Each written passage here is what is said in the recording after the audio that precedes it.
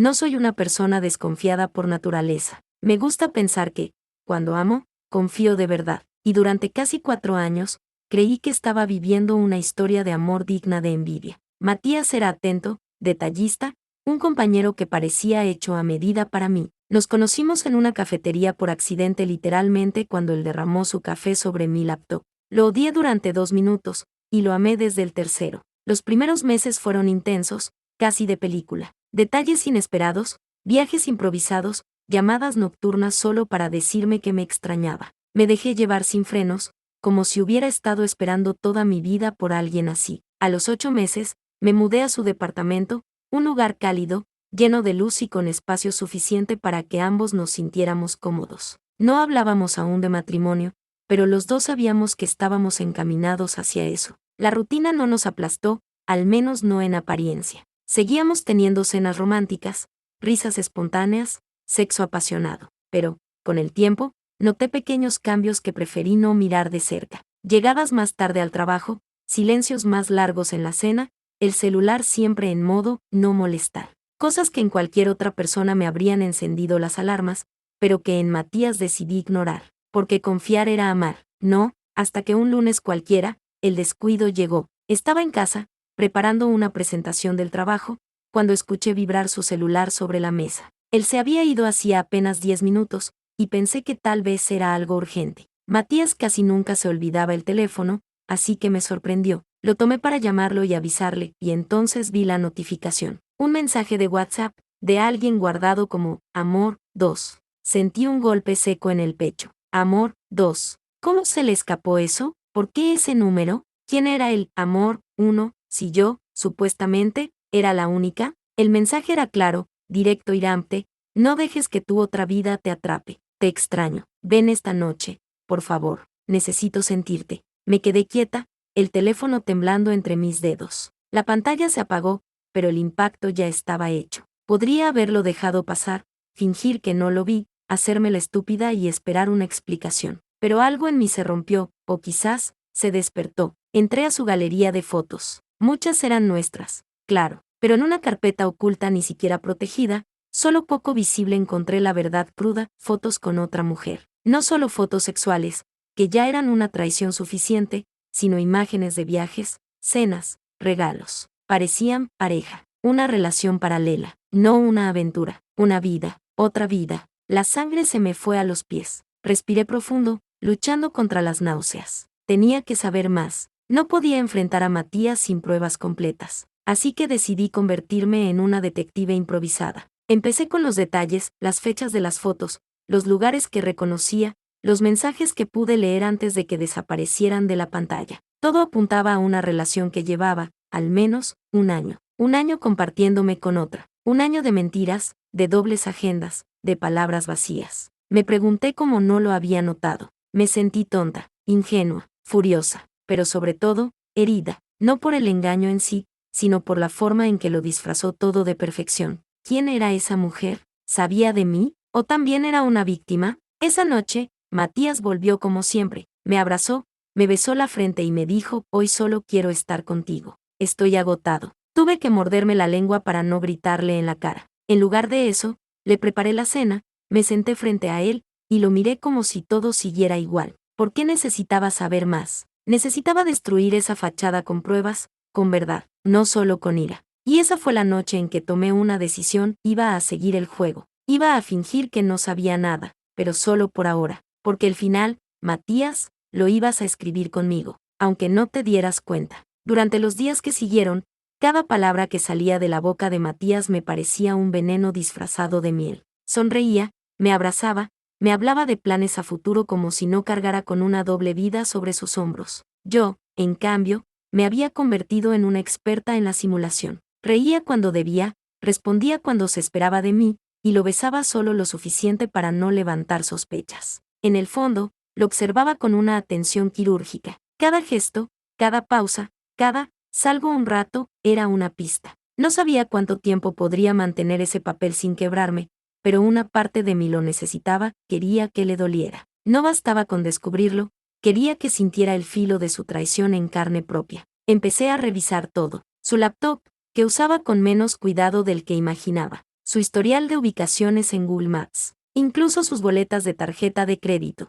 Y ahí apareció el nombre que me perseguiría las noches siguientes, Valentina. Aparecía en reservas de hoteles, envíos de flores, pagos de cenas. Pero también en algo mucho más inquietante, un contrato de alquiler a nombre de Matías, en una zona donde él nunca me había llevado. Lo firmó hace 7 meses, y había una dirección. Esa dirección se convirtió en mi obsesión. Esa misma tarde, me inventé una reunión de trabajo, tomé un taxi y fui hasta allí. Era un edificio de departamentos moderno, discreto, con portero eléctrico. Me quedé al otro lado de la calle, observando. No sabía si tenía el valor de tocar el timbre, pero entonces, como si el universo quisiera que lo viera todo sin que yo lo buscara, salió ella. Valentina. No necesitaba una presentación. La reconocí al instante. Era la misma mujer de las fotos. Alta, elegante, con ese aire de seguridad que solo tienen las que creen tener el control de todo. Hablaba por teléfono mientras cerraba la puerta. Su risa me erizó la piel, y justo detrás de ella apareció Matías. No me vio. Iba riéndose también,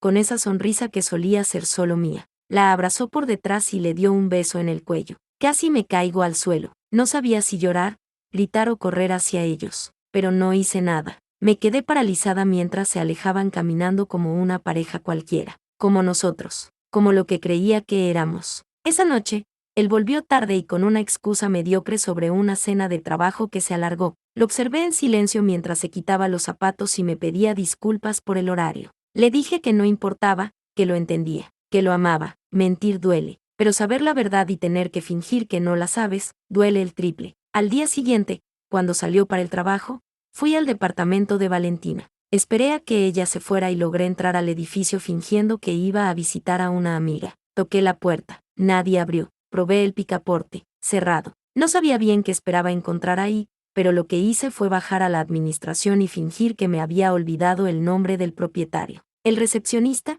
encantador y torpe, me dio el dato sin muchas vueltas. Matías Ordóñez dijo. Y ahí supe que no solo era amante, vivía con ella. El mundo se me volvió de papel. Me dolía la mandíbula de tanto apretar los dientes. Volví a casa y vomité. Sentí asco, rabia, y sobre todo, una vergüenza profunda. ¿Cómo puede alguien vivir así? Dormir con 2 mujeres, amar a 2 personas si es que eso era amor y no volverse loco. Y entonces algo cambió en mí. Dejé de llorar. Dejé de sentirme víctima. Ya no iba a descubrir más. Ya sabía todo lo que necesitaba. Ahora, iba a vengarme. No con escándalos ni gritos. No quería perder la elegancia. Iba a romperlo. Iba a mostrarle que la peor traición es subestimar a quien nunca pensaste capaz de hacerte daño. Después de todo lo que vi, una parte de mí solo quería empacar mis cosas y desaparecer. Dejarle una nota, una foto de él con Valentina y un que te aproveche. Pero no, eso sería darle la salida fácil, y él no merecía facilidad.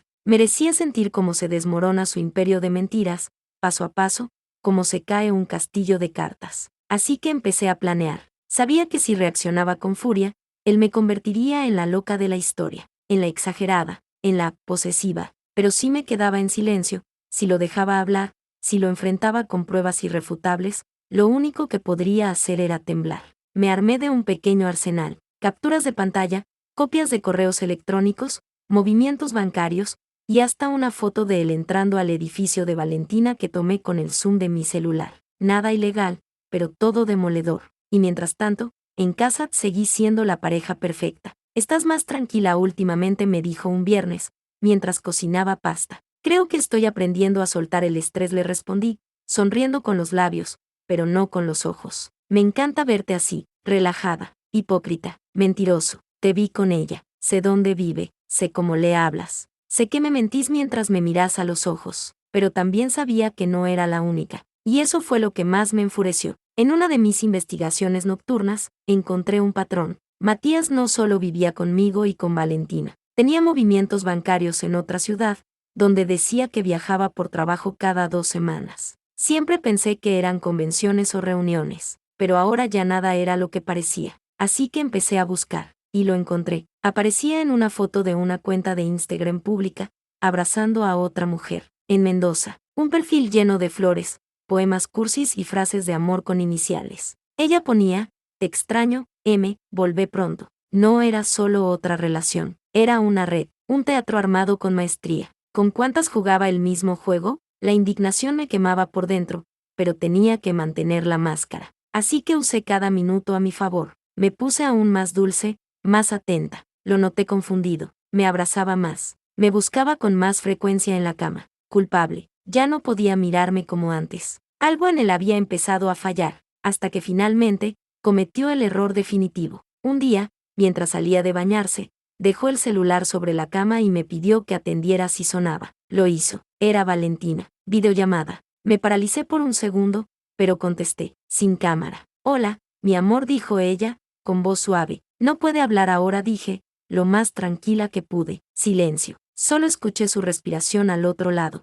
¿Quién sos? ¿Quién crees que soy? Le pregunté, sin esperar respuesta. La mujer con la que duerme cuando no está con vos, la que cocina para él, la que lo vio llorar, enfermarse, mentir. La llamada se cortó, y yo solo sonreí. Cuando Matías salió del baño, le devolví el teléfono sin decir una palabra. No sabía aún lo que había pasado, pero pronto lo sabría todo. Esa noche me acosté a su lado por última vez. Escuché cómo su respiración se volvía pesada al dormirse. Lo observé por un largo rato. Pensé en todo lo que había construido con él, las risas, los viajes, los sueños. Y luego pensé en todo lo que había destruido, la confianza, el respeto, el amor. Y al amanecer, con todo listo, tomé mi bolso, mi carpeta con pruebas, y salí sin hacer ruido. No me fui lejos, solo lo suficiente como para que él no lo notara. Y llamé a Valentina. Quedamos en vernos, frente a frente. No sabía cómo reaccionaría, si me atacaría, si me odiaría. Pero cuando me vio, bajó la cabeza, y me dijo, yo no sabía de vos. Te juro que no sabía. Y fue ahí donde supe que mi plan recién empezaba. No estaba sola. Valentina era más joven de lo que creí, con un aire dulce y una mirada que hablaba más de decepción que de rabia. Nos encontramos en una cafetería del centro, una de esas con música suave y aroma a pan recién horneado. Irónicamente, el mismo tipo de lugar al que Matías solía llevarme. Sentarse frente a la otra mujer en la vida de tu pareja no es fácil. Pero lo que más me sorprendió fue que no sentí celos. Sentí compasión. Lo amo, dijo ella, sin rodeos. O lo amaba, no sé. Creo que amaba la idea de lo que creía que era. Lo entiendo, le dije, porque sí, lo entendía demasiado bien. Le conté todo, los mensajes, las fotos, el contrato de alquiler, la doble vida. Le hablé de Mendoza, de la otra mujer, de todo lo que había descubierto. Valentina me miraba en silencio, con lágrimas contenidas. Cuando terminé, sacó su teléfono y me mostró una foto.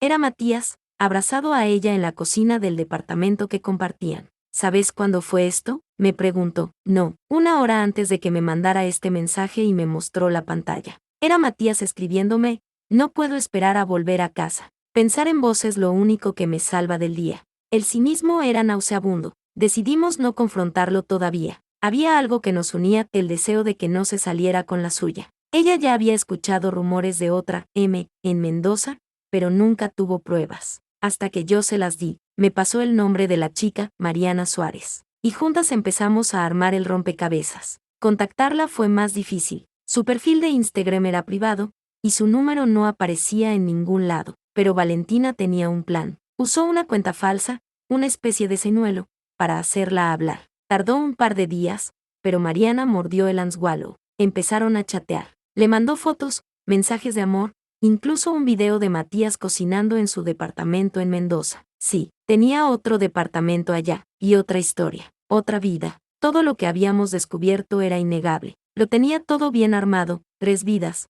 3 rutinas, 3 personalidades distintas. Conmigo era romántico y protector. Con Valentina era divertido y espontáneo. Y con Mariana, según los mensajes, era el hombre que siempre soñó ser. ¡Qué ironía! 1 semana después, Mariana accedió a hablar. Nos citamos en una videollamada. Apareció con el rostro tenso, como si algo dentro de ella ya sospechara la verdad. Nos presentamos. Le mostramos las pruebas. Ella no dijo nada al principio. Solo se levantó, se alejó de la cámara y volvió a los minutos con una caja de fotos. Me prometió casarse conmigo, dijo, con voz apagada. Me pidió tiempo porque tenía asuntos sin cerrar en Buenos Aires. Me estremecí. No era solo infiel. Era un farsante profesional, un manipulador emocional con doctorado en engaños. Y así, sin planearlo, las 3 mujeres a las que había engañado decidimos unir fuerzas. No queríamos hacerlo público. No queríamos venganza barata. Queríamos que lo sintiera, que supiera que ya no tenía el control. y se nos ocurrió la manera perfecta. Organizamos un encuentro, una cena.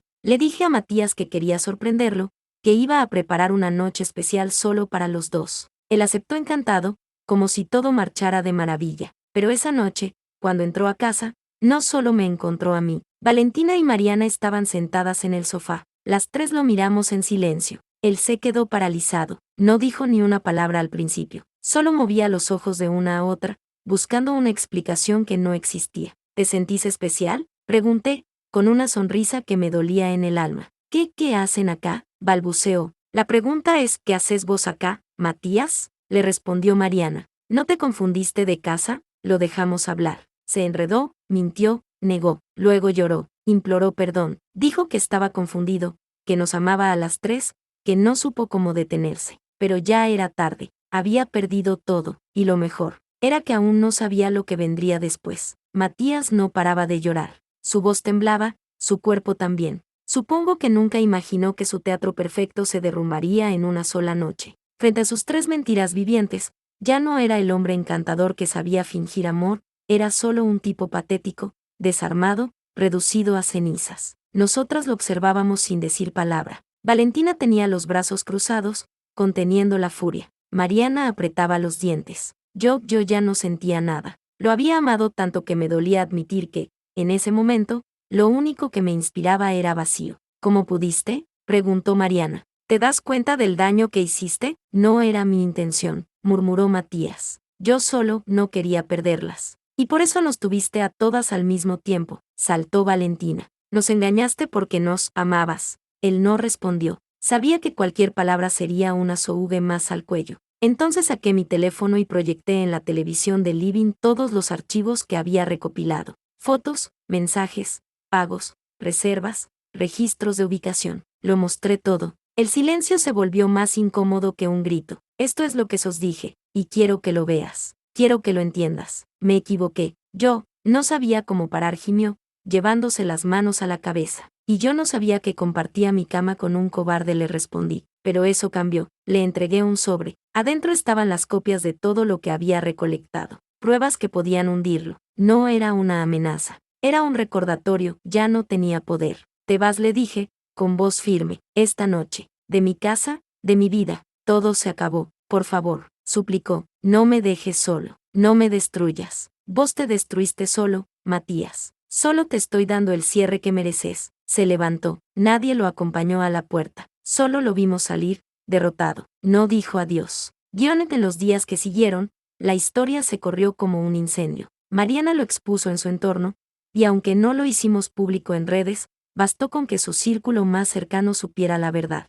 Perdió contactos, respeto, credibilidad. Incluso su trabajo se vio comprometido cuando Mariana presentó una queja formal por acoso emocional. Él había usado incluso fondos del trabajo para financiar parte de sus escapadas. Lo suspendieron temporalmente. No supe si volvió. Nosotras, en cambio, encontramos una especie de consuelo mutuo. Al principio fue raro, pero de a poco, las conversaciones pasaron del dolor al alivio, y del alivio a la risa. Las tres necesitábamos sanar. A veces aún nos reunimos. A veces aún nos sorprendemos con nuevas mentiras que vamos descubriendo, pero ya no duelen. A veces me preguntan si lo perdoné. La verdad es que sí, no por él, por mí. No quería cargar su sombra para siempre. Y también aprendí a perdonarme a mí misma, por no ver las señales, por idealizar, por amar más de lo que debía. Hoy, camino más ligera. Aprendí a mirarme con otros ojos, a confiar en mi intuición. Y lo más importante, aprendí que el amor nunca se construye sobre mentiras. La doble vida de Matías no solo destruyó su imagen,